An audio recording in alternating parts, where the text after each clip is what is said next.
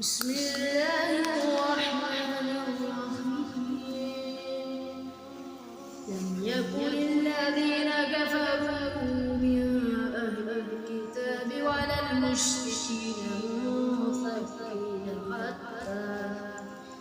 منفكين حتى تأتيهم بينة رسول من الله يتلو صحفا مطهرة فيها كتب قيمة وما تفرق الذين أوتوا الكتاب إلا من بعد ما جاءهم البينة وما أمروا إلا ليعبدوا الله مخلصين له الدين حنفاء ويقيموا الصلاة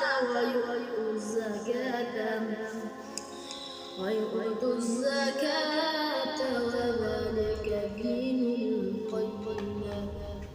إن الذين كفروا من أهل الكتاب ولا المشركين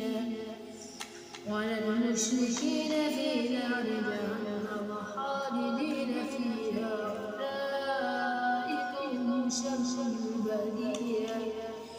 إن الذين آمنوا وعملوا الصالحات أولئك هم خير البرية جزاؤهم عند ربهم جنات عدن تجري من تحتها الأنهار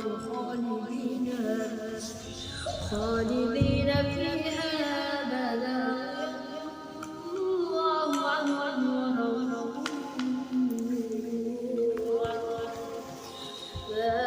ذلك لمن خشي ربه.